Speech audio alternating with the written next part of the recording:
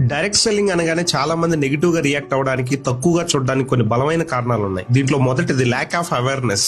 Direct selling గురించి సరైన అవగాహన లేకపోవడం. చాలా మందికి డైరెక్ట్ సెల్లింగ్ అంటే కేవలం మనుషుల్ని జాయిన్ చేయించడం, ప్రొడక్ట్ అమ్మడం ఇలా మాత్రమే తెలుసు. కానీ ఇది ఒక ప్రొఫెషనల్ బిజినెస్ మోడల్ అని, దీని ద్వారా పర్సనాలిటీని డెవలప్ చేసుకోవచ్చు అని, ఫైనాన్షియల్ ఫ్రీడమ్ వస్తుంది, టైం ఫ్రీడమ్ వస్తుందని చాలా మందికి తెలియదు. రెండోది ఫోన్జీ మనీ సర్క్యులేషన్ స్కీమ్స్ రన్ చేసే కంపెనీస్ లో జాయిన్ అవటం. గతంలో కొన్ని కంపెనీలు డైరెక్ట్ సెల్లింగ్ పేరుతో వచ్చి ప్రజల దగ్గర చాలా వరకు డబ్బులు తీసుకొని మోసం చేశాయి. దీంట్లో మేజర్ గా మనీ సర్క్యులేషన్ ప్లాన్లలో డబ్బులు కట్టి జనాలు మోసపోయారు. క్వాలిటీ లేని ప్రొడక్ట్ ని జనాలకి ఎక్కువ రేట్లకు అమ్మి కూడా ఆ విధంగా కూడా జనాల్ని మోసం చేయడం వల్ల ఈ ఫీల్డ్ పైన జనాలకి ఎక్కువగా నెగిటివ్ ఫీలింగ్ ఈ ఇండస్ట్రీ పైన వచ్చేసింది. మూడోది త్వరగా బాగా డబ్బు సంపాదించవచ్చు, లైఫ్ లో తొందరగా సక్సెస్ఫుల్ అయిపోవచ్చు, త్వరగా కోటీశ్వర్లు అయిపోవచ్చు అనే అబద్ధాలు. కొంతమంది డిస్ట్రిబ్యూటర్లు కొత్త వాళ్ళని జాయిన్ చేయడానికి వాళ్ళకి ఆశ చూపిస్తా ఉంటారు. రేపు జాయిన్ అవ్వండి, ఒక నెలలోనే మీరు కారు కొనొచ్చు, 3 నెలల్లోనే ఇల్లు కట్టొచ్చు, ఇలాంటి అబద్ధాలు చెప్పి ఆశ చూపించడం వల్ల వాళ్ళు ఆశించిన ఫలితాలు రాకపోవడం వల్ల కూడా ఎక్కువగా జనాలు దీన్ని తక్కువగా చూస్తారు. దీంట్లో అన్ని అబద్ధాలు చెప్తారు అనే ఫీలింగ్ జనాలకు వచ్చేసింది. నాలుగోది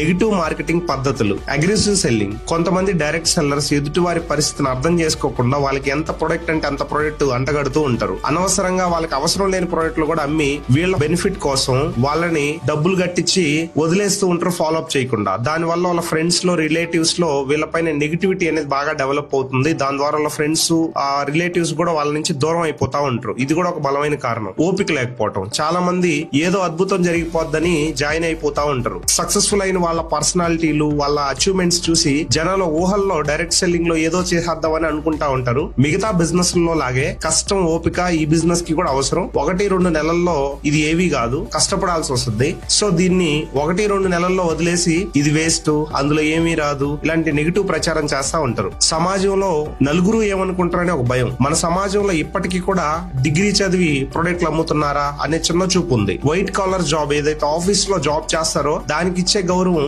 ఈ సేల్స్ అండ్ మార్కెటింగ్ ఇండస్ట్రీకి లేకపోవడం కూడా ఒక మెయిన్ రీజన్. నిజం ఏంటంటే ప్రపంచ వ్యాప్తంగా ఎంతో మంది బిలియనీర్లు డైరెక్ట్ సెల్లింగ్ ని ఒక అద్భుతమైన బిజినెస్ మోడల్ గా గుర్తించారు. ఇది ఒక స్కూల్ ఆఫ్ లెర్నింగ్ అని చెప్పొచ్చు బిజినెస్ కోసం. చుట్టూ ఉండే వాళ్ళు ఏమనుకుంటారో అని కాకుండా మీరు ఈ సిస్టమ్ మీద నమ్మకం పెట్టి మీరు ఎంత ఎఫర్ట్స్ పెడతారో అంత మంచి బెనిఫిట్ ని మీరు పొందొచ్చు. Thank you.